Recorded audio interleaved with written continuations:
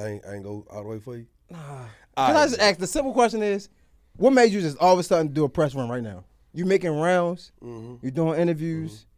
Well, you on tour right now? For one, I was I've been promoting the new series. I got a story to tell on BET Plus. Okay. Okay. There we go. All right. But that's just not the only thing. I mean, here's what happens. You asked about Vlad, right? Mm-hmm. And you said it felt like it was exclusive, right? Mm-hmm. So whatever I was doing in that aspect has been working. Mm-hmm. So now people like yourself are calling. Facts. So while I got something to promote, and I have interesting outlooks on topical things that we discuss on a daily basis in our communities and our culture, why not share this knowledge or just go back and forth, iron sharpen iron? So I feel like when certain people, when I look at their work and I see the way they actually interact with their guests, and it's interesting enough the way I want to go in there and I want to interact. So I'm here because I want to be here with you, my brother. Damn, I appreciate that. Yeah, that's real. That's major. Yeah. Let's get this shit popping, man. What's popping? You know what time it is. Your boy, Mr. J Hill. J Hill Podcast in the building. Hey, man, this episode right here, I mean, I want to say an ATO legend, but that wouldn't even be doing the full service of this. Like, this guy is a legend. Legendary music, legendary shows, legendary movies, legendary everything. Radio. I mean, this is somebody that, like, I've been wanting to talk to, unbeknownst to him, way before the Vlad interviews. Because you might think, he might think I say that one. Nah, this guy, he deserves his flowers. And I love to talk to legends, especially the ones that I can resonate with and I was feeling the music. You feel me? Like, I feel like I'm getting a little older now. In the new music, I'm beginning to be one of the older niggas and, like, I don't like the new music. That's beginning to be me. This is somebody I actually listened to music, I actually liked, I actually watched, and it's an honor to interview this guy. He's one of the guests that when I look at my career and I say, damn, I came a long way. Look who I'm talking to. He's one of them guys. Young Jock is in the building. What up, dog? I appreciate that. How you feeling, brother? I'm good, fam. Excuse me. I ain't the chair kind of ultra comfortable. No, it's all good, man. I'm trying to sit up right. It's a real lounge chair. It's just comfortable in the lounge position. You know what I mean? Yo, so I usually do something with all my guests, and when I was doing my research on you, I didn't really put nothing together, and I was like, because I felt like I knew everything, so it's weird. When you do research on people you feel like you know, it's kind of like weird. So I'm going to ask you a series of questions. Okay. This is strictly freestyle for me. I mean, usually I write them down. We're just having a conversation. And I'm going to get your thought on them. Okay. All right, so the first word, I'm going to say comedy. But you just want me to say what comes to my mind? Yeah, what's the first thing that comes to your mind? My life. So you think your life is comedic? Yeah. It's comedy. Yeah. I laugh. I laugh a lot to myself, with people, about myself, about people. Yeah, I laugh a lot because life, you know, we get so caught up, bro, in everyday woes, ups and downs, trials and tribulations, man. You know, you turn on the news and it's so, like, you know, how you introduced me, you spoke on how you become one of those older guys now. And you start to see things a little differently. The scope, lens start to change as you progress and mature. You know what I'm saying? And it's interesting because you have to laugh or you will be out here crying every day, bro. You know, that's why in our culture we laugh at so much. We that's why, you know, Joan and the Dozens or whatever you call it, that's kind of where that come from. We talk about each other to kind of so everybody can laugh. It might be at your expense, but if I made the whole room laugh, man, I got everybody laugh and we're in a good mood. Now, if you participate, we all can laugh. You'll laugh too. You know what I'm saying? That's why we do that. That's why comedy is so big in our culture. You know, and so I laugh at my life some days. Some days I'll just be riding and be like, I can't believe I said that. Wow, I can't believe I did that. I can't believe Roger really tried me. Like, damn, that was funny. Damn, I looked so damn dumb for doing that. Hey, gotta laugh it off sometimes. You know what I'm saying? Be like that. Okay. Next thing I want to say is surrounding yourself around the wrong people. Man, you know, sometimes you be in positions and you know you're around the wrong people. Mm. You know what I'm saying? But sometimes people be looking for a way in. People be looking for love. People desire to be desired. Mm. You understand what I'm saying? Fact. People desire to be acknowledged. People desire status. You know what I'm saying? So a lot of times people will associate themselves with the wrong people for status. We call it clout. Sometimes it ain't even necessarily for clout. It's they see this as their way in. Or people just be around people just because they feel like, you know what, you on the same shit I'm on. We on the same time, you know what I'm saying? Sometimes if you ain't on the right time, they ain't on the right time. That's still associated with the wrong people. Mm. Even if you on the same wrong shit. But if people associating with you and you on the bullshit, they on the bullshit. And if you around them and they on the bullshit, you around the wrong people. Mm. I want to touch on that a little later, but I'm gonna keep it going. This is icebreaker. When you hear the word legendary, what comes to mind? A lifetime of acknowledgement. Mm. You know what I'm saying?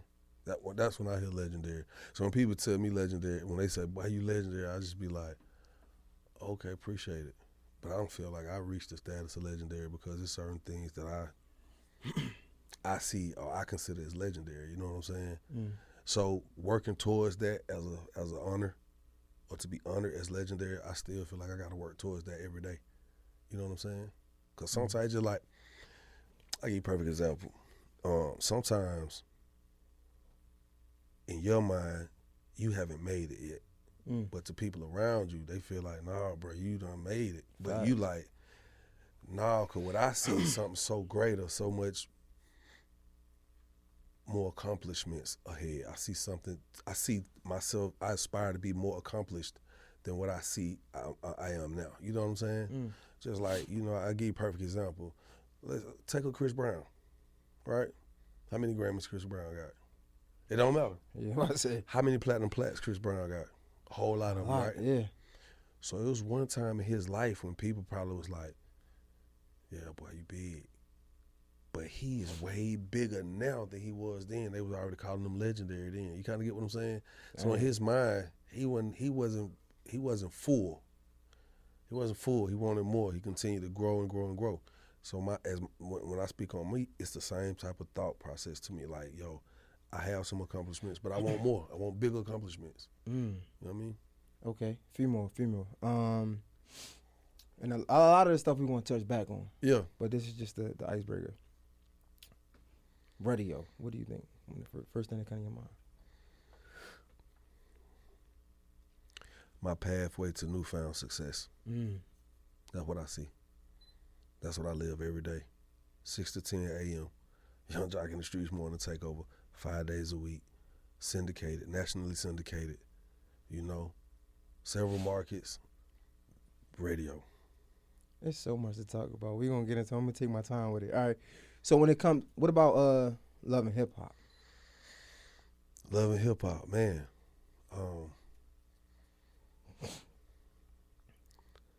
A collection of moments in your life, in my life. You know, many clips into the life of people who willing to put their life in front of the camera.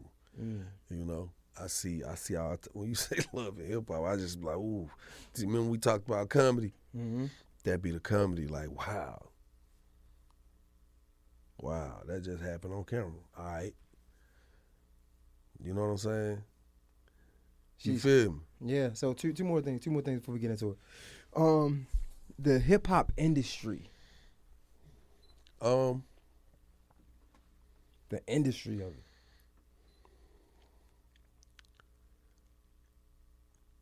I see a factory. What does that mean? I see a warehouse. I see a distributor. I see a huge belt.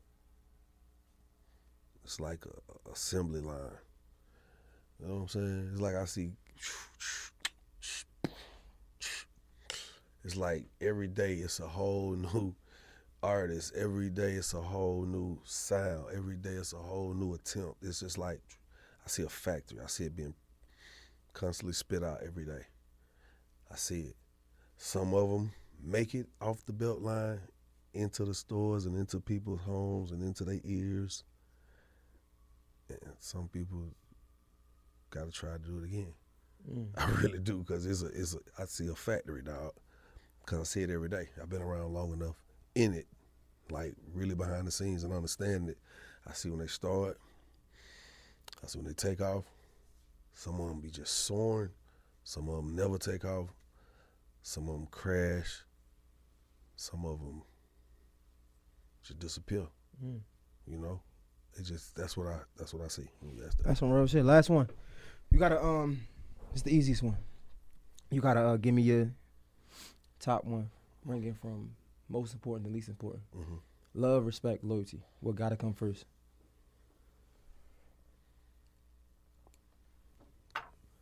Respect gotta come first. Wow. Respect gotta come first. Why is that? Because respect is taught. It's taught. You hand that down. You know what I'm saying? Somebody teach you how to respect. Nobody teaches you how to love. So naturally, you would think that's an instinctive thing, love. You can't teach me how to love. Because I could just walk in here and Shawty could just smile a certain way and I could just instantly love her. You can't teach me how to I love her. God damn, I love her. I want to know more about her. You can't teach me that. But you got to teach respect. You understand what I'm saying? And through respect, I think then I want to talk about loyalty. You know what I'm saying? You understand what I'm saying? Because in the world we live in, you got to be able to fend for yourself. You got to be able to take care of yourself. If you procreate, you got to be able to take care of yourself and others. You understand what I'm trying to say? And loyalty, that's people always think of you to someone else. You gotta be loyal to yourself. That's a fact. Oh my God. Because you gotta respect yourself enough to maintain a certain level of loyalty to yourself at all times. At all times. You kind of get what I'm saying? Loyalty could be your everyday method of operation, your everyday protocol. When you get up, what's the first thing you do when you get up? What's the first thing you put into your body? What's the first time you put into your brain, whether it's through your eyes or your ears? That's a loyalty to yourself, you know what I'm saying? Then we'll talk about love, because you can't teach that. You can't teach that. People say, I'm going to teach you how to love, how to properly love. Okay. But how do you properly love? Because everybody's love language is different.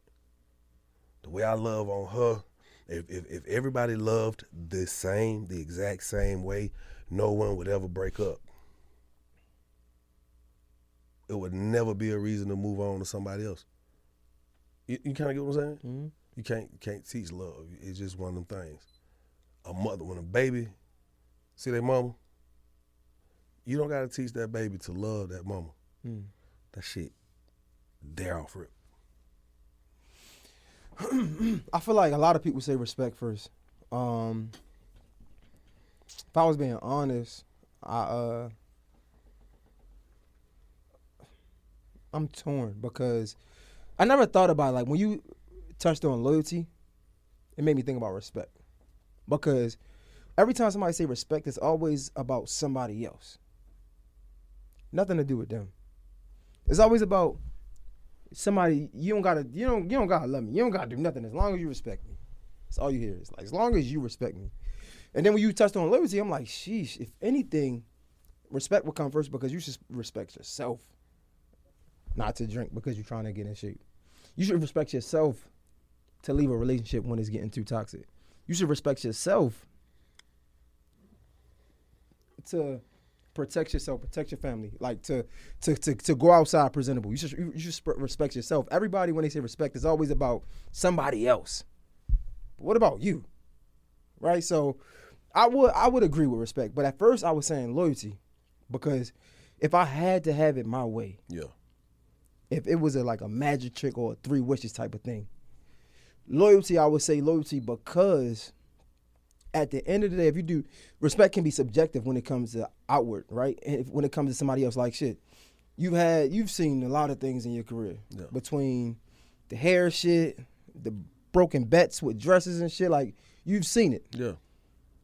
So what does that mean when somebody don't, like, if somebody that you don't know don't respect you, who gives a, like, who cares about that? Right. So I would say loyalty at first before we talk about self-respect, because if I had it my way and I can and I could choose for somebody to be loyalty to me the way I deem loyalty to be, it don't get no better than that. Because no matter what we disagree on, no matter what we fight about, I know at the bare minimum, at the end of the day, you got my back.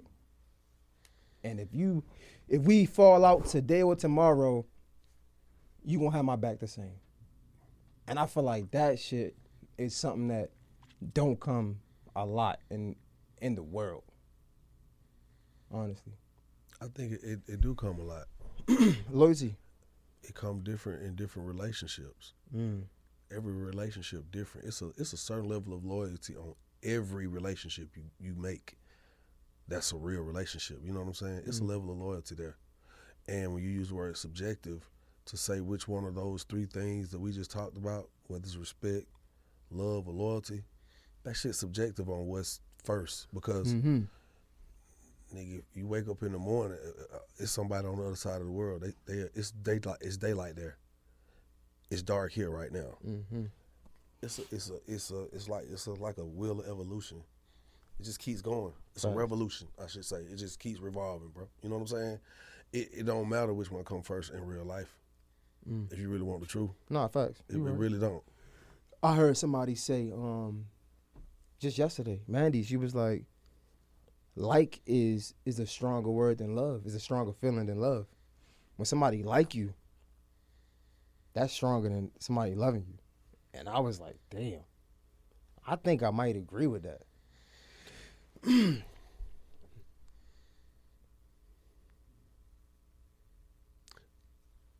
It's subjective.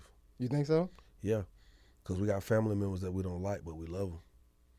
There's some people who got kids that they don't like they fucking kids, but they love them. Yeah. It's some kids who don't like their parents, but they love them. Now, to say I like you, you could put everything aside, because it's easier for me to like you than love you in real life. So I could like you, but I don't love you. I like bro, but I don't love you enough to come buying you out. I like bro, but I can't let you borrow. Pull your mic. I like bro, but I can't let you borrow that $1,500. I don't love you enough, but I like you. This is true. Like you. This is true. I like you, but I don't love you enough to bring you where I lay my head. I guess when she was saying it, we was talking about like more sort of relationship aspect of it. And if you think about it, right, it seems like somebody can love you and do you so dirty. Somebody can love you, they can cheat on you, they can treat you bad, they can talk to you any type of way. When somebody like you though, that'd be the best stages of ever. Like, somebody like you, they want to see you all the time. They want to talk to you nicely. They want to be the best version of themselves. But it's like, as soon as somebody start loving you, that's when it get hard. It get complicated. You know why? Why? Because love comes with a connotation of longevity, eternity. You know what I'm trying to say? If love feel like eternity, love feel like you're going to be here forever. And that's why sometimes people become complacent. They could love you, but they become complacent because love is connotated with eternity. She loved me. She ain't going nowhere. Man, them people love me, bro. They ain't fuck with me. But the hood love me. They ain't gonna fuck with me.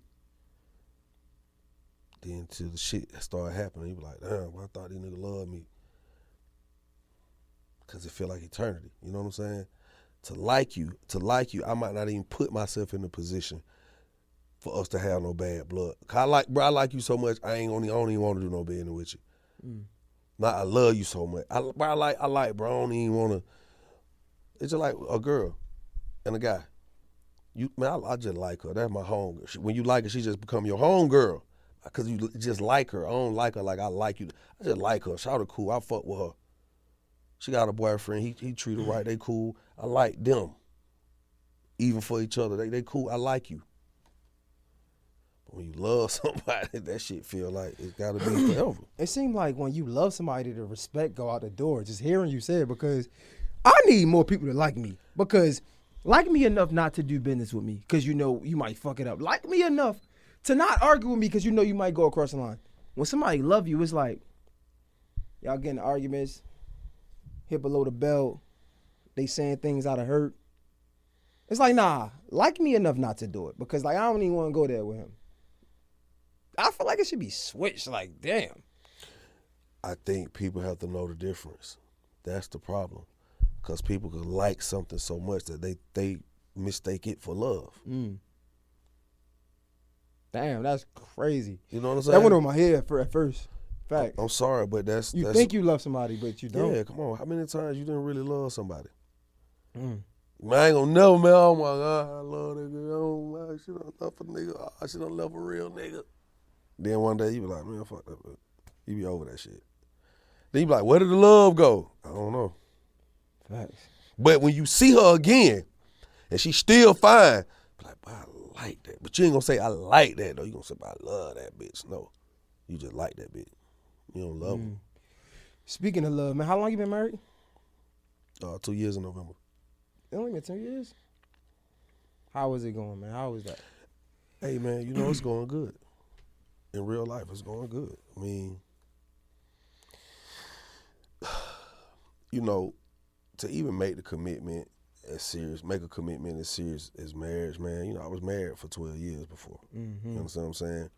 And most men will tell you after their first marriage, the average guy is going to be like, I'll never get married again. So when I even spoke on the concept of marriage or second marriage, a lot of the homies were like, boy, ain't no way I'll get married again. Well, if you ain't never understood marriage or endured a marriage before, then I expect you to say that. Because from the outside looking in, you looking at so many freedoms taken away from you. You get what I'm saying? So just imagine you out here, you can just live your life. You come to Atlanta. Everywhere you look, it's a beautiful woman. Nah, for sure. Everywhere. And it's beautiful, successful women. Yeah, it's different. Accomplished women. Even if they popping a little bit with the real success and it's a little more embellished. Yeah. People flex, you know, you gotta market what you do, you know.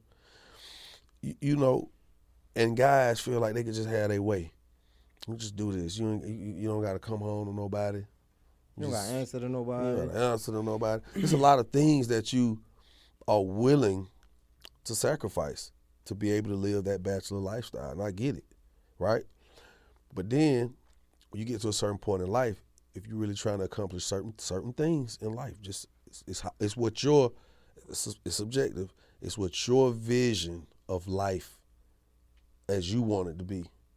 So if you're the person that wants to be married and want to have a companion and somebody that rubs your back on days you down, and it be reciprocated on days they down, when you need to be uplifted, when you need that companionship, somebody to really understand who you are and y'all work together and y'all can achieve a good life, a good lifestyle, harmony. Hey man, it's an okay thing. It's a good thing if that's what you desire. If that's what you want. If that's what you want. So let me ask you this. Being married 12 years, right? And in that, where do you think it goes wrong? The commitment to commitment. Damn. Because we commit to things all the time, right? Every year, what's the running joke? New Year's, everybody getting in the gym. I'm doing better. How long do you stay committed, though? But you start this commitment, you make the commitment, the initial commitment, but in order to be considered successful, You have to consistently Yeah. commit to your commitment. Mm. And that's the thing. A lot of times, when we lose the desire to commit to the commitment, it all goes left. But no, you ain't about to just give me that, man. That's cool. That's cool. I mean, I That's just surface gave it level, to you. though. Okay. No. Okay. Where does it go wrong when it's like You stop liking that very thing you mistook for love. You stop liking people. You stop liking the whole concept of sacrificing this lifestyle or other things I could be doing. You know, when you stop liking somebody, you just stop liking them. And I'm not saying I stopped liking my ex-wife. It wasn't I stopped liking her. I just felt like we were on two different paths at that point in life. I was older, by a few years, and we were just on two different paths. By the time we got to a point in our relationship and our marriage where we could really work, once we realized, we're like, you know what? We started as friends. How do we get back there? And you start realizing we got to take certain things away. And maybe that was our commitment to trying to be in this marriage when we was better off as just friends. Although we have created a family and we have kids. Sometimes it's a hard conversation to have. That's just like me right now. If I come in here to have a conversation with you to try to get you to sign some life insurance. To sign, you got some money in your bank account right now, right? Mm-hmm. You already got a plot where you gonna lay at when you die? No. You don't. Most niggas don't. Most people don't.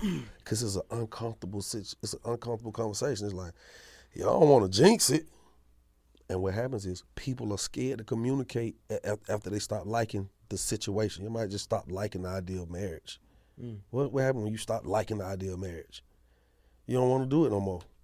Man, I don't even like this game no more. I used to love the hell out of this game. I don't even like this game no more. Like, bro, you don't want to play Madden? You play video games? No, I wish. I'm just saying. So I want to. Just think. Niggas be loving these games. Yeah. But when a new game come out, and it's new and improved, new marketing, you get rid of that shit. New money get put behind it, guess what happens? You stop liking the older version of it. You get what I'm saying? So even the person that you in this commitment with, they got to be committed to always pleasing you and vice versa. Think about it. Think about the pleasure rate that I got to have with the person I'm married to. Think about how much somebody can annoy you because you are committed to them. The way they want to live, the way you want to live, the way y'all live together. It's a whole different set of storyboards. You get what I'm trying to say? So when you don't like the concept of what we doing no more, you just lose the will to fight for it.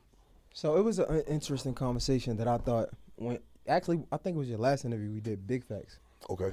They asked you, I think Big Bang asked you, any like relationships where like you were wrong. And you was like, you couldn't really call it, right? You're talking about accountability. Because you just asked at that moment. Because when you've been wrong so many times, bro, you can't just instantly go to who you did wrong. Yeah. Or where you may have been wrong. But forget that question.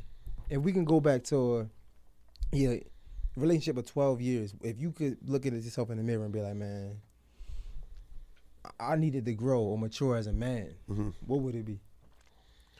Well, I wouldn't have cheated as much. I wouldn't have cheated. But I cheated out of stop liking certain things.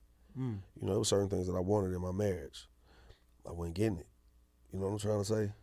And a lot of times that was the growth of the woman that I was with. She was growing, but here I am, I'm getting millions of dollars, and I'm like, hey, you can do anything you want to do. And it was like she was never, at that time in her life, that time span, she never wanted to step out. She wanted to do things, but she didn't want to step out and do it on her own or independently. It's like she wanted to be an entrepreneur, kind of, sort of. But, okay, so let's say perfect example. Here I am. It's probably going to sound so silly, but Let's give you a perfect example. She's like, hey, I want to be in this company. That it's a model company. I said, oh, okay. Model agency. Okay. All right. That's whatever. So then when she came, she was like, yo, I got to pay them like $5,000 to be in it.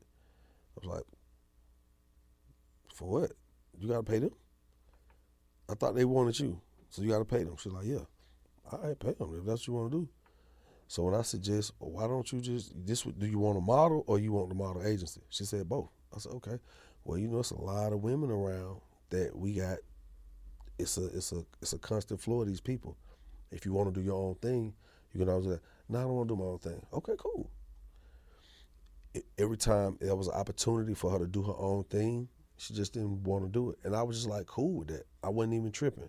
But when it turned into situations where it just felt like it was a lack of ambition, it didn't push me to want to continue to be ambitious, because it's like it was certain things would happen. If I talked about whatever I was working on, my successes, like early on, she would cry because she felt like she wasn't pulling her weight. But I'm like, you pulling your weight. You my wife. The kind of money we making, you don't have to trip on that. But it got to a point where it's like I wasn't being stimulated no more by my wife. This was somebody that was my friend. I wasn't being stimulated because in the conversation, the back and forth no longer stimulated me to. It's certain nutrients in the convo, in communication that you pass, the nutrients, the understanding, the frequency. And when you're not getting those nutrients through that transaction, the frequencies, you be seeking elsewhere for it. That's just what it is. I mean, just because I don't want to be, I ain't coming to bash nobody, especially not my ex-wife. We cool. I don't, you know what I'm saying? Because just like she could probably say some things that could be spicy as fuck and go viral, I could too. But that ain't what I came here for on that side of things. You know what I mean? No, fact. So you think it's less about her, more about you, and like the introspective of it. Like, you think as a man, you could have did a better job at like communicating that to her instead of stepping out. Well, I did try to communicate it. It was just a lot. It was just a period of time. It's just I wanted it. You know how you say you want, when we say we want things on paper, you want this, that, in your wife. It was certain things that I didn't have, right? But I never took the time to step back and say, well, what can I do better to make this better?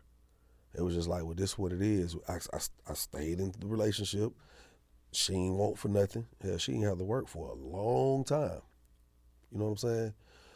But after a while, I just felt like it was just like, I don't know. I ain't had a spark no more, man. That's all. You think the TV shit made it better? Like, or it hurt it? Well, by the time the TV shit came, me and her was separated. You've been doing Love and Hip Hop for like... I understand. And I was... Oh, shit. Yeah. Damn. So I got married when I was 23, bro. Damn. Yeah. So you count 12 years. I'm 43. Yeah, that's... See, that would have been... This year would have been 20 years. So how do you think the TV shit help with like new relationship? Like, you think that that helps? Or it's like, that shit gotta be hard. It is extremely hard, boy. So why do you put yourself in that situation? Because I can handle it. I probably handle it better than half of the people you ever seen on TV doing that, on reality TV. And I say that because that's why I'm able to stick around, because see, I don't be internalizing that shit. If you ever see me kind of look unhappy, it's on TV, on the show. And you really don't see me look unhappy on the show, for real. For real. Even if I'm unhappy, you don't know it, you don't see it, you know what I'm saying? This last season, I had some very unhappy moments because of the way shit was coming out, nigga, but if you know me in real life, you don't see me unhappy like that. So I'm not too sure about the TV show shit. I don't really watch it that much, but then you have like, some shit going on with like... Come on with the shit, no? I'm curious. I don't know if it was right or right, okay. But it was like some shit with your wife with the TV shit too, or like some, I don't know if it's some cheating allegations. I don't know. Like, I don't know. Nigga, say what you gonna say. Nigga, I don't know. I'm trying to say it because I really don't know. I'm telling you, Okay. nigga, I wouldn't say what the. I'm gonna say it. I know you. I'm gonna would. say I it know for it. sure. I know just it. don't know, so I'm trying to tread lightly. We just been real chill. Oh no, I'm with you. I'm through with this you. shit. I'm with you. Yeah, I'm just like, so that happened. Wait, come on, bro. So that happened what? on Love and Hip Hop with some cheating shit. Yeah. What the? So when you gonna learn then? I Oh, that learned. wasn't true. I learned. This time. I learned. Shit. Cause bro, you ain't being specific. So I mean, Nah, nigga, you would know. I don't know. So if I'm saying something and you know it, say it. so You the radio guy, so give me. I don't want to just throw it out there, buddy. Fuck is wrong with you? You just asked me how you keep your shit happy at home, motherfucker. Dodge stupid ass questions like that. All right. What, I mean, no. Matrix. But outside of, no, forget everybody else though. I'm talking about you. I'm talking to you, man to man. On, cause I'm 31. All right, I can learn from it. So what you want to know? You said you wouldn't have cheated in your last relationship. Right. Okay, so one of the things that was pushed on that last season was the narrative that I had been involved with Mita, for all this time. And the time frame that she was alleging her and I was messing around overlapped with the time frame of Kendra and I publicly being in a relationship, or I should say in a relationship publicly. Mm-hmm. So that time frame overlapped. So that caused a lot of tension and friction because it started to be like, so she was around all this time? This the same woman you told me that, yeah, you was honest and told me you messed with her, but she called you because she looking to spend $1 million to buy a house? And you was like, well, shit, I passed the number on to my wife. If she calls, she calls. She don't. I did that. That was just some real shit. I was just like, you know what? I ain't fucking with you no more. I ain't cheating. This ain't the season with me and Katie and Carly and I got the realtor showing my girlfriend, me and my girlfriend in the house and I'm fucking the realtor. This wasn't that season. You see what I'm trying to say? So that shit didn't play out like that. But because I've had a season like that, it's kind of like, the probability is very high. You know what I'm trying to say? So some shit just follow you. So when this season hit with them allegations, it just made made shit really look crazy. But it really wasn't nothing. It was a fucking text message. So why do you continue? Why do you put yourself in that? Like, Hey, brother. That gotta be hard. But guess what? Imagine this. Imagine you are on a show. That's the furthest thing from your mind. And you start to hear rumors that, oh boy, it's somebody on the show talking about, well, who is this somebody? And you don't know. They don't know. Nobody saying nothing. Everything's a confidentiality, but rumors is starting to come around. And then you get in a scene with a motherfucker and you like, what? Oh, shit. And they throw some shit out there and you caught off guard. I didn't come out to the world and say, hey, it's a possible chance that I was cheating. Hey, man, there's a rumor about the start that I was cheating with this chick named Mita. Like, nah, I wouldn't do that. You wouldn't do that. So that's on them. She brought that to me. I didn't bring that home. She brought that situation to light. You see what I'm saying? I feel you. I just feel like that wouldn't be the farthest thing on my mind because these shows are specifically built off of plots that's going to hurt your career for the sake of entertainment for everybody else. You may think that. My career's thriving. I mean, in real life, just because you don't know the numbers, you don't know how much money I make, it's no concerts for you to say, oh, he's getting this a concert or he's getting this a show. You don't know. I'm doing great.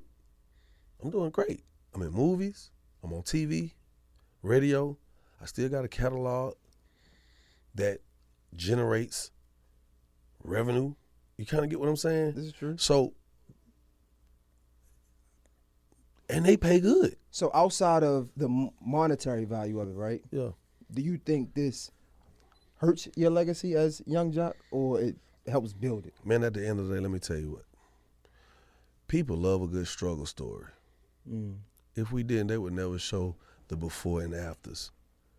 You ever notice somebody could show you the after, but you don't really appreciate the after all the way until you see the before? You get what I'm trying to say? That's the whole reason we show you before and after, because we can see somebody like, oh, okay, now show me the before. Let me see how far it came. Show me the progress. Show me the evolution. That's what people want to see.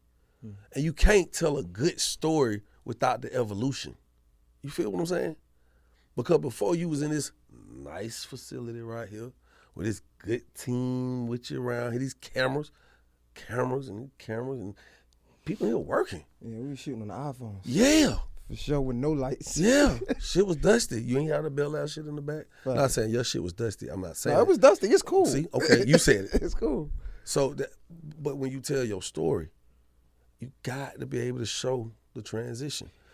So for people, my transition may just look way more rockier and shakier, and it's way more transparent because it's in the forefront. But let me tell you one thing about humans. People, you, me's, the thems, the people watching, we all go through shit every day, bro. And if they couldn't relate to that shit, they wouldn't watch that shit. That's the realness of it. People relate to that shit. That's why they flock to that shit. Because they can damn near defy the realms of they reality by watching your reality. They shit go out the window. It's like I could put my shit on the back burner for a minute. It's just like I could drink to drink the bullshit of my day away. I could smoke to get over, my day. Or I could watch this other drug, this TV show. It's a drug for some people, bro, because they can relate to it. Or they just need to be entertained, man. This is facts, but You keep talking about the butt. What the butt? because answer Tell me my what the question. butt- My question is, Give it to me again. do you think reality TV fucks up your legacy as Young Jock? Man, let me tell you something. Not about everybody what they see it as being a drug. Do you think? Bro, hey, bro. You ever see a nigga walk out the door and you be like, man, what in the fuck boy they got on? Why do this man look like this?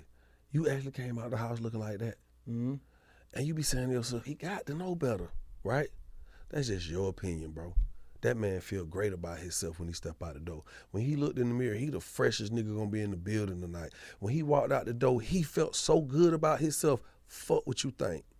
So what that means is you got to live your life accordingly, however you choose to, bro. And that's just what it is. Because the legacy gonna be what the legacy gonna be. One thing they gonna say, bro, know how to get up through there. That's what You kind of get what I'm saying? Because when you go to my side of music, was it Yeah. messy? Was it messy? Was it messy? Okay. I've been on radio now. Morning radio. #1 morning show in Atlanta and syndicated. Have I been messy there? No? Okay. So this is just one lane where you see not even me being messy, just a part of a lot of mess. You kind of get what I'm saying? So my legacy ain't just based on me being on a TV show.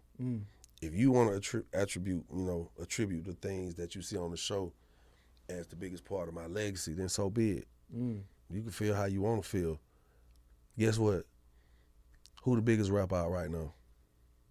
Shit, you can ask me. I don't know. Lil Baby. Maybe. Okay, take Lil Baby for example, right?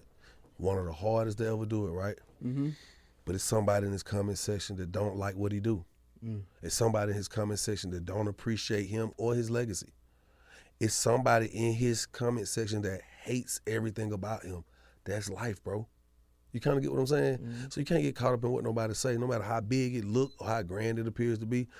You can take Lil Baby and sit him in front of some people who could give a fuck about him rapping and being this awesome ass cat out of Atlanta. They don't care. It don't matter. So all I'm saying to you is, I can't care about what nobody think about what they seeing on a TV show.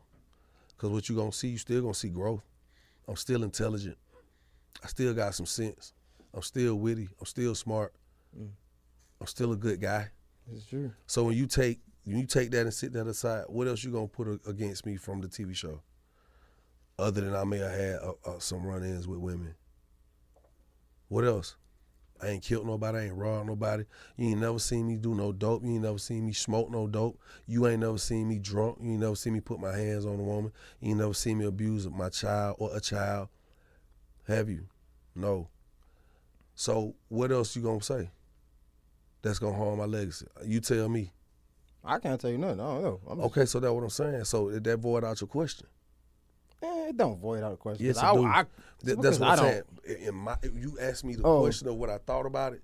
I just laid it out for you. So it voids out the question of, do I think it will harm my legacy? You don't care. Even if I don't care, I do care. But I don't think it's that bad.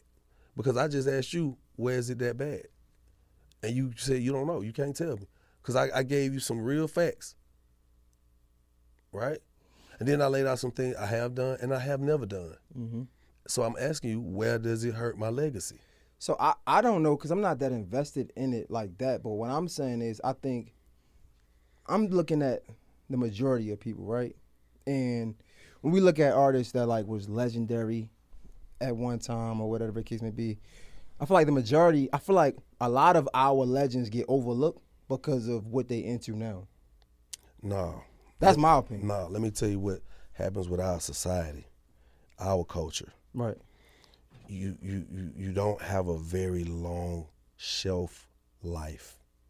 We treat entertainers like perishables, like perishable items in our culture of hip hop.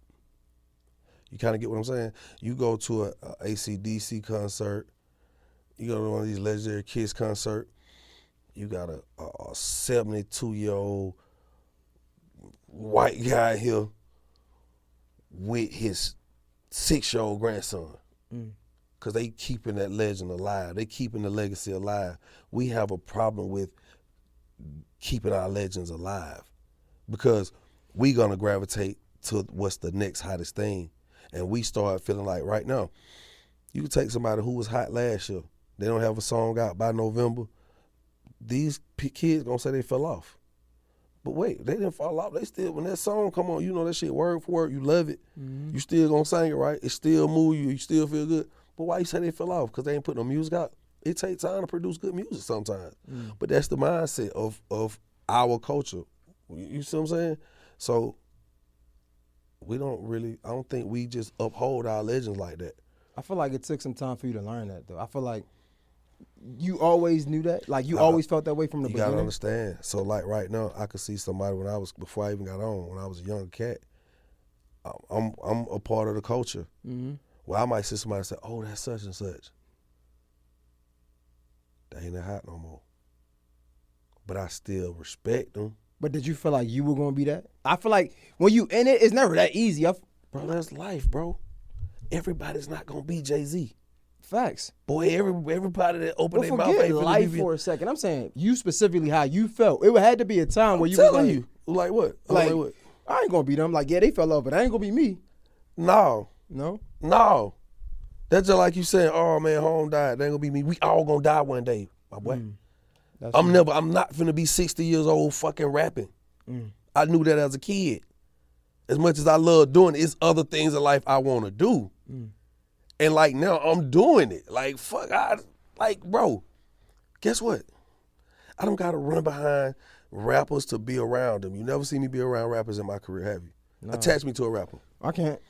Attach me you can't attach me to that. You can't attach me to nobody. When you think of Jock, you think of me. You might say Bad Boy, but you didn't see me in a bunch of pictures with Diddy. You didn't see me in a bunch of pictures with Bad Boy artists. When you see Jock, you see Jock. Right? It's so funny, bro, because I just feel like this. Let me just say this. Anything that I put my mind to, anything that I've put my mind to in the last 20 years of my life, I've gotten what I wanted out of it. You understand what I'm saying? And until you could say things like that, you don't really understand life.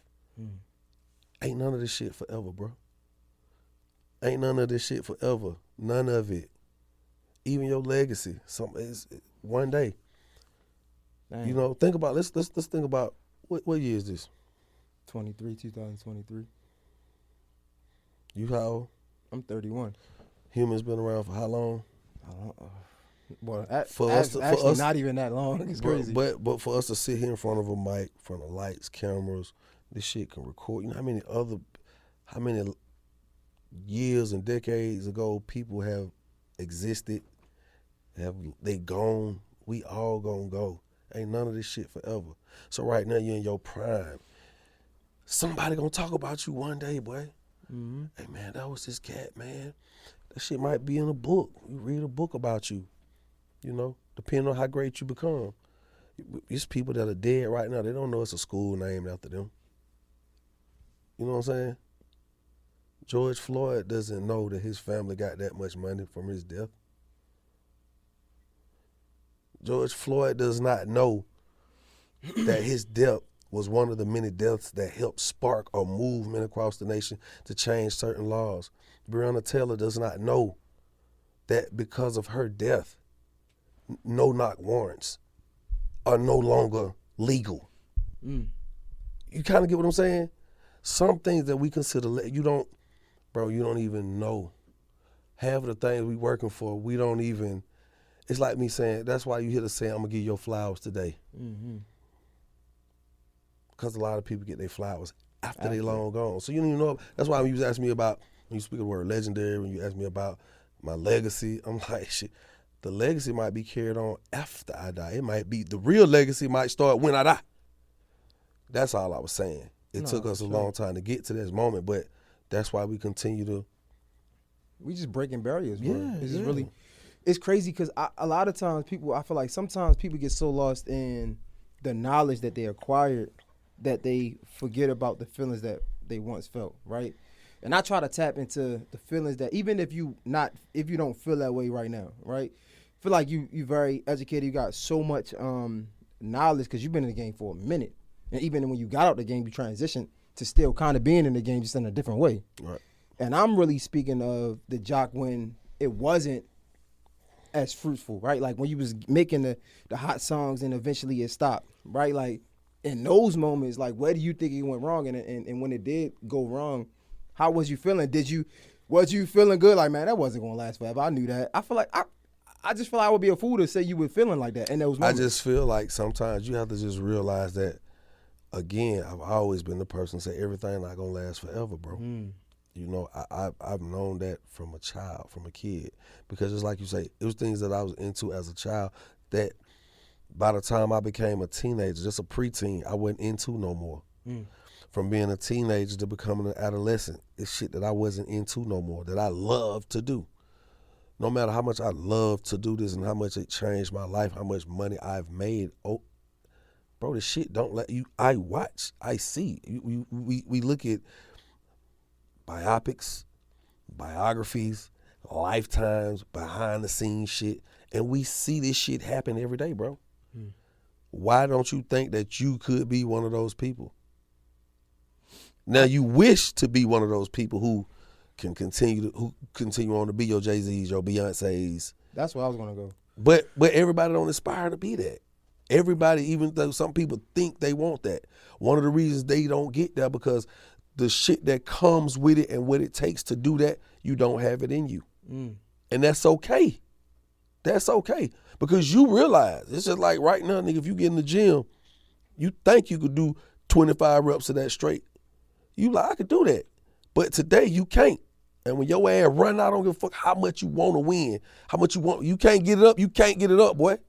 If it ain't in you, it ain't in you at that moment. That's just what it is. It don't mean you can't come back and do it differently. So I never felt like, even when the music, when my music started, I started putting other artists out. Then when my music, as far as me putting it out, the music still live on. I still do shows. I still get sync licenses. I just got 3 sync licensing deals in the past week for music I did fucking almost 20 years ago, bro. You know what I'm saying? So certain things you don't see it as the outside see it because you see your money. And if you still know how to keep it moving, yeah, it may look different to the world because they don't even know how you making your money. But if you can pay your bills and you understand how you keep your shit handled, that shit don't even matter. So when you feel like falling off, man, everybody don't see falling off the same. This shit ain't working from this angle. Let me step over here. Nigga, when the sun out, if you stand in a certain spot, the shade good on you, ain't it? But as the earth rotate and the sun got them do what it do, orbit around, guess what? The shade started to change. You got to move with it. You feel what I'm trying to say, bro? This shit, it's like that. You got to figure out where you comfortable at. Some animals like the shade. Some animals want the sun. Some animals can't live outside of the cold.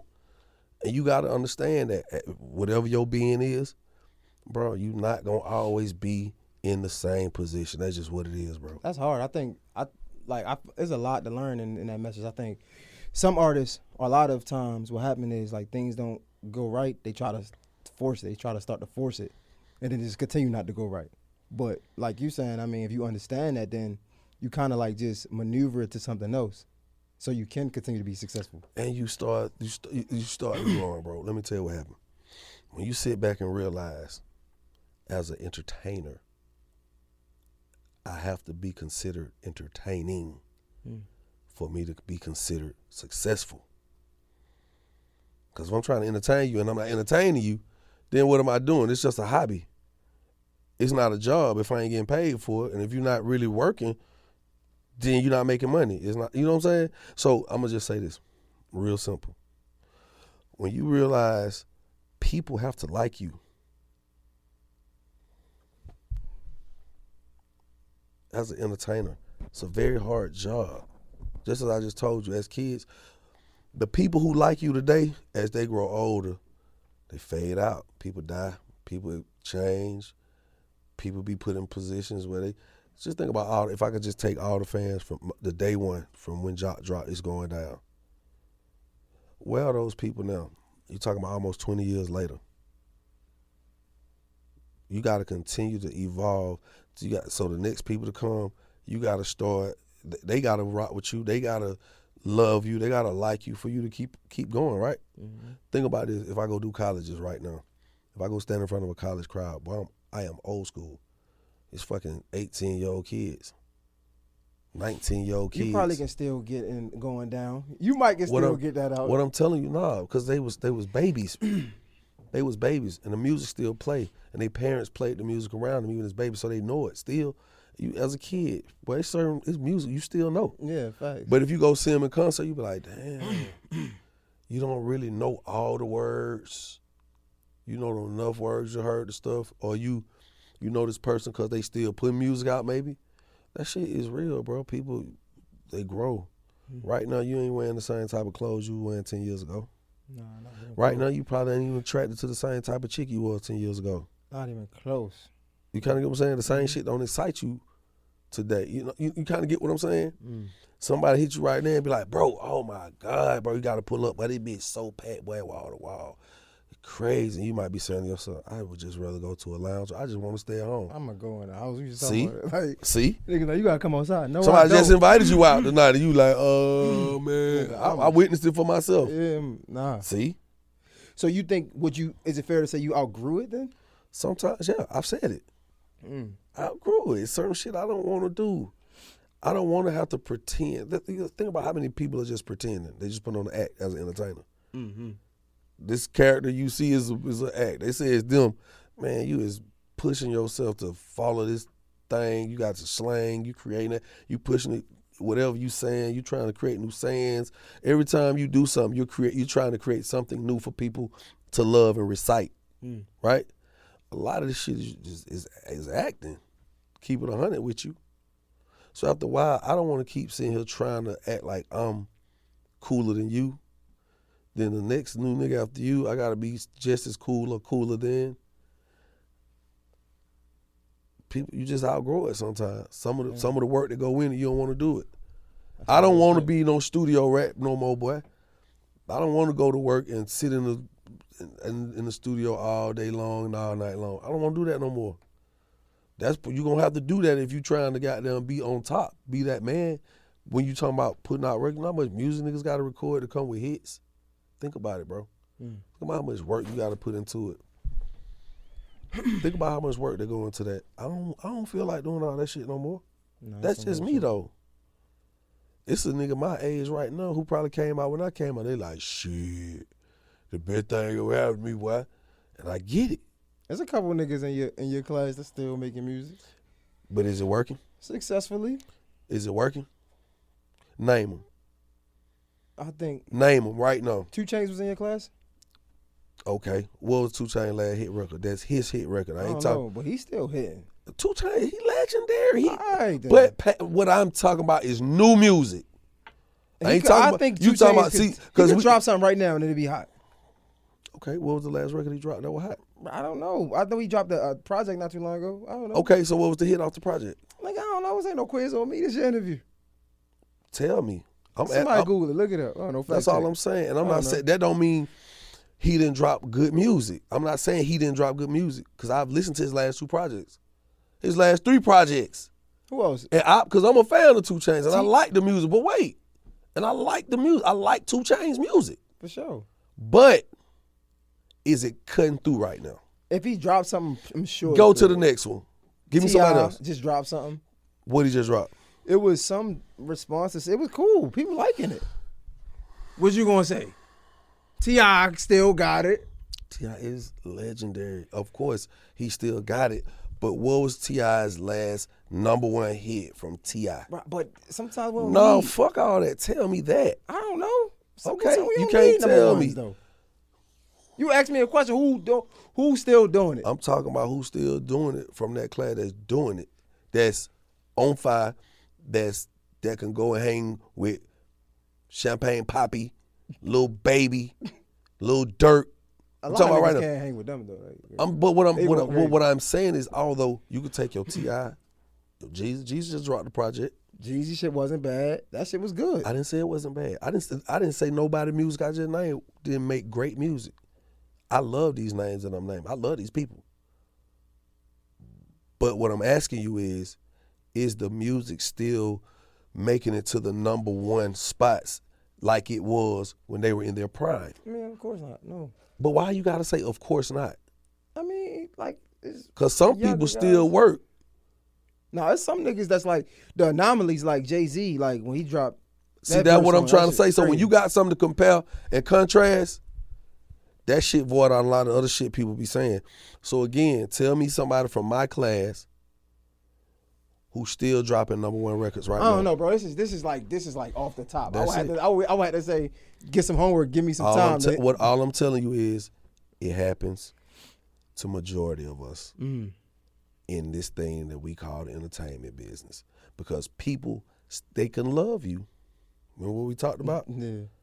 But do they still like you?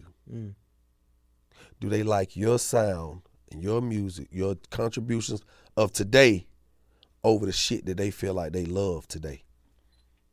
You got to answer that question. No, that's just true. You see what I'm saying? That's a question you got to ask. I'm just taking it back to what we talked about. Do I love T.I.? Yes. Do I love Jeezy? Yes. Do I love 2 Chainz? Yes. Do I love Gucci? Yes. Get what? Their music may not be considered the top tier music today. They still could drop a good project. They still gonna have some great marketing. They gonna go do some great features. They got a crazy catalog where they can go do some headlines, some tours. So they still are viable. But again, are they hold the same weight? That's all I'm asking. And I'm not taking nothing from none of these people named that we naming. I'm not taking nothing from none of them.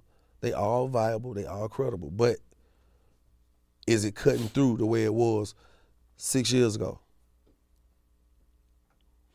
I mean, Okay. maybe not. That's a hard question though, because a lot of this shit really to me ain't cutting through like it was 10 years ago. A lot Well, of it. that's because, It ain't hitting the again, same we're with me. talking about evolving. So when you ask me about how do you feel about this, I watched niggas that was coming up. I was around a lot of niggas and I watched them get hot, go up, chill out, disappear. I watched it. So many eras, so many, every year. It's like, damn, bro, I ain't seen bro in a minute. A song come on, you be like, damn, I forgot about bro. I ain't heard that shit in a minute. Because everybody don't get a run where they got at least 10 hit records. Everybody don't get that run, bro. Some niggas get one good ass song and some features. Some niggas just get a cool little buzz. But they've been buzzing so long, it's just, you know them, and you know their music.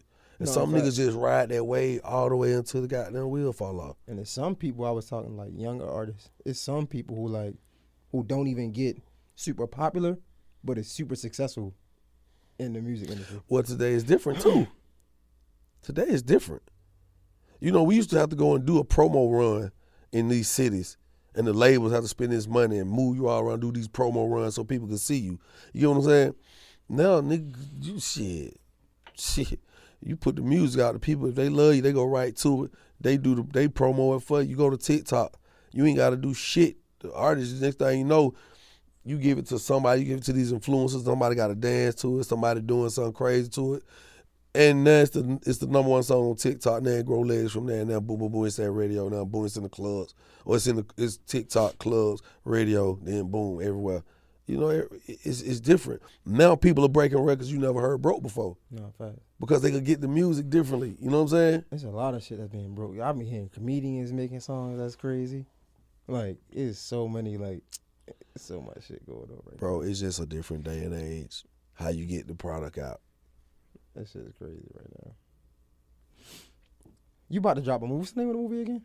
The movie that's out right, It's out. it's a project. It's a series, anthology series. It's called I Got a Story to Tell. My episode on there is Gas Station Pill. Y'all gotta go check that out. It's good. It's really good. You in it. You gonna say that? Of course you gonna say it. No, it's really good. It's really good. I ain't gonna even lie to you. It's good. It's entertaining. You about to take this acting shit to the next level. I'm dead serious about it. That's why you offered me something to drink. I declined. Oh, you trying to get the fit role? It ain't about a role. I need to be in shape. I'm not. Bro, when I came out, I was 25 years old. I'm not that young kid no more. And I wasn't a kid at 25. Facts. You get what I'm saying? I was already married with a family, bro.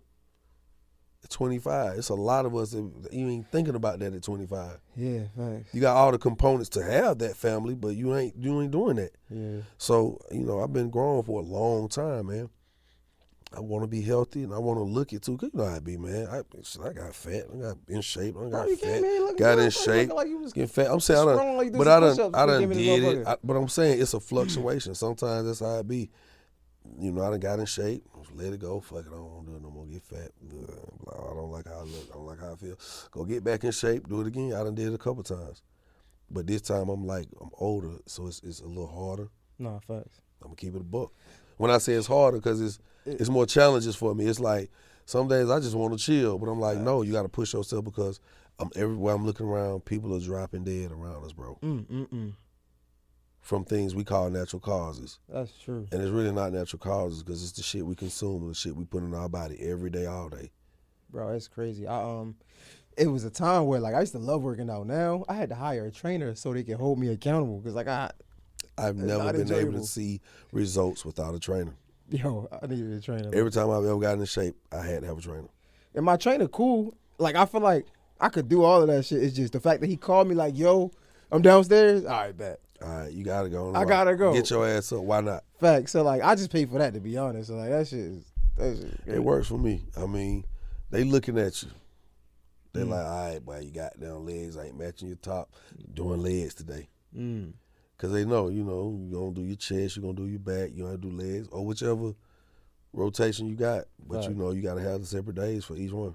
That shit get on my nerves, bro. Yo, what got you in the radio? Because I came from radio.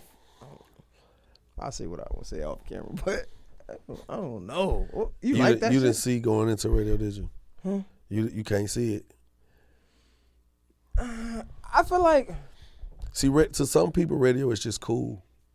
It's a people right now that's living an amazing life just doing radio. Yeah, I know. But we look at them, we like, bro, on radio. Like, okay, you doing radio. Nah, you successful, but it's radio. I don't look at it like that. No. I'm saying some people do. Oh, yeah, I got a different perspective because I did radio before. I feel like niggas like you got a cheat code. Like, niggas that got... Oh, yeah, for sure. What's the cheat code? Because I ain't have to go to school. No, hell no. Like, what? So what? I'm saying because some people will tell you, bro, you didn't have to go to school for this shit. You didn't have to get a degree. You didn't have to. I think that's like probably like 10-year argument now. That's old. But some people still feel that way. For real? Yeah, I wasn't thinking about that. That wasn't. It's just like comedians right now. Like, bro, you ain't pay your dues. You just got hot on IG, and then you out here on the circuit. You taking money out of these real seasoned comedians, vets' lives. You kind of get what I'm saying? Yeah, I'm borderline on that. See, me, it's like because niggas got names. So of course you can come in here and get, you feel me? Like, bro, you Now watch this. What's your name? J Hill. Right. You making your name, right? Nah, for sure. You making your name, right? Nah, for sure. So now if you keep blowing this platform up and you go back to radio and you done made your name, is that a cheat code? I mean, Nah, is it a cheat code? Because you had to build your name on a whole nother platform with no cheating in that, and no cheating involved. You became who you became from another angle, and you leveraged that shit into a whole nother industry or a whole nother sector of the industry. Ain't no fucking cheat code about that. You paid your dues in one area, and you were able to use the equity of your fucking hard work already and leverage this shit off on this side. Niggas like you so logical. You should. Let me hate on love niggas like me. Let me hate on the superstars. No, you cannot. Because I hate niggas that just make all these hit songs and just come in like, I'm gonna do a podcast. Fuck you, nigga. But why? Because he didn't pay his dues in the podcast side of things. No, I'm just hating. Okay. Let me hate. I mean, you're doing a good job at it. I mean, I'm like, it made so much sense. So you mean if you tell me you work so hard and you get that here and then you just come over here, you ain't work for it? It's like, now it makes sense. But it's like, but see, because you did radio, but watch this. Because you did radio, guess what? It's way easier for you to do this. So what about when the podcast game gets so big? It's gonna be podcasters who gonna feel the same way. Because you came from something else to this. Because at the end of the day, it's all leveraging what you got. That's all this shit about, bro. If you ain't leveraging what you got, then you ain't got shit. That's a fact. So you like it though? You like enjoy it? I enjoy that shit. You gotta say that because they gonna see it. I enjoy it. Guess what I get to do? I get to talk to millions of people every day. Hey, live. See, you talking to me live. Watch this. You're talking to me live. That's a cool job. I get to do what you do in this part of it. I get to talk to the people that I love, respect, admire, even aspire to be like. I get to do the same thing, right? But your shit gonna be recorded and played back somewhere as a video. We're gonna watch it.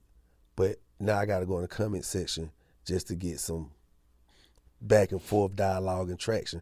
But I get to talk on the radio to people that love me, and I'm showing love to them. I love these people that love me. I get to talk to them. I get to meet them. People walk up to me some days and just be like, out the blue, hey man, what you said this morning, that shit helped me and my mama. We was in the car riding, and you said some shit, man. My mama just started crying, bro. And I got scared. I pulled her. I'm like, what's wrong? What happened?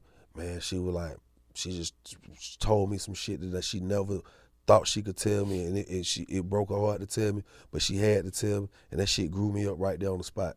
I get people walk up and tell me shit like that, and I be like, damn, and you don't be expecting that shit to come out the blue, but that shit, it tells you that your heart in the right place, and this is working for you, because what we do should not just be about money. It's so much stuff we could do for money and not love it. I love what I do. I love the team I got every morning. I love the benefits that come with it. I love my freedom with it. I love the fact that enough people fuck with me enough. I'm sorry, I'm cussing. You good. I do morning radio. I know better. I enjoy the thought of people being able to ride in their cars or whatever with their family, by themselves, with their significant other, and actually have conversations with me and with each other about what I may say, what I may have said to them. I enjoy that. That's just my side of me loving people.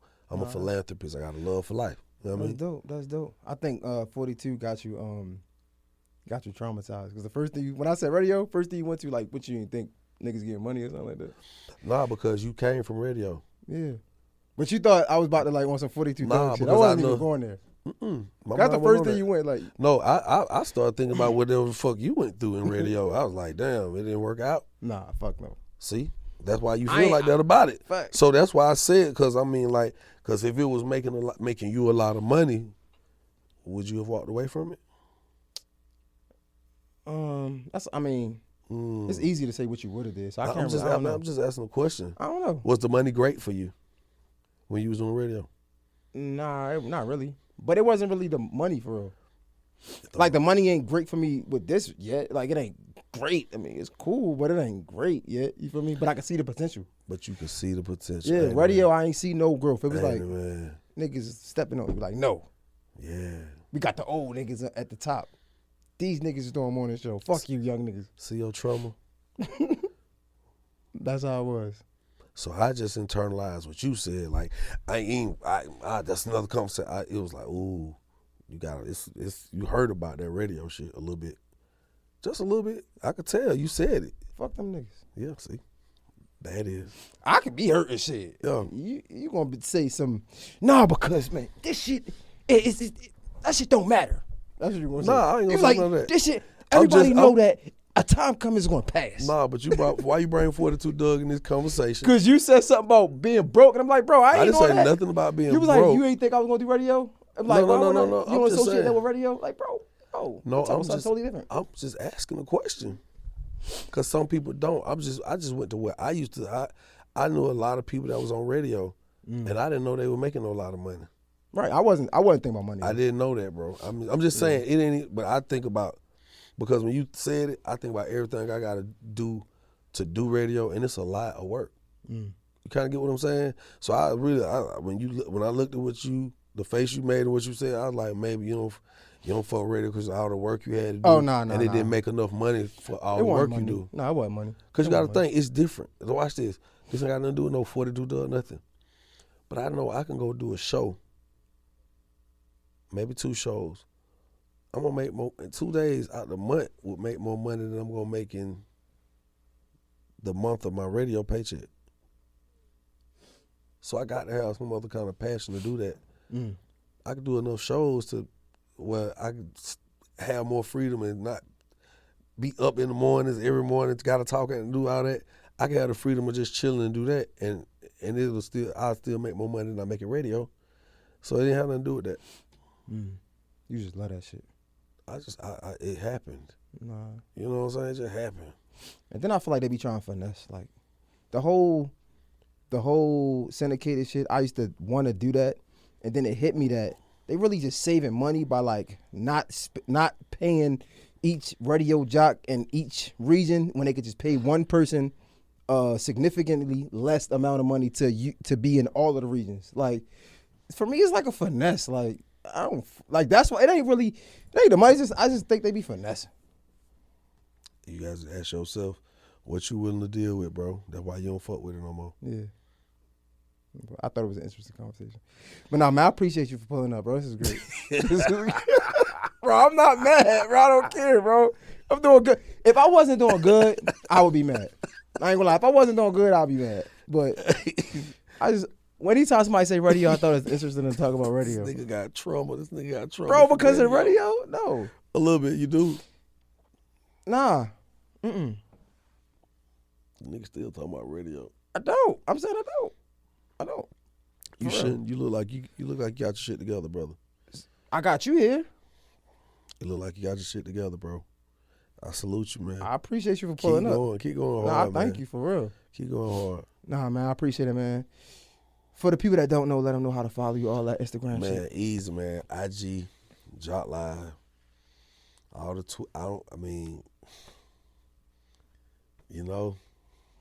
All across the board, man. it's real easy. Is it still Young Jock? I mean, people still say it. I ain't young like that no more. But I'm about to say, are you okay with that? Like, yo, Young Jock. If your Like, name, nigga, I'm just Jock.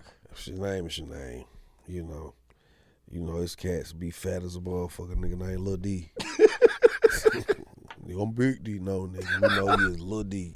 You just got big. I don't think I want my name to be Lil D ever. Yeah, Like, you never. should. Don't ever associate the D word and Lil, please. I'm just gonna not even let my head go there. Y'all appreciate you, man. This was a great conversation. J Hill Podcast. Mr. J Hill Young Jock in the building. Yeah. It's a wrap. We out.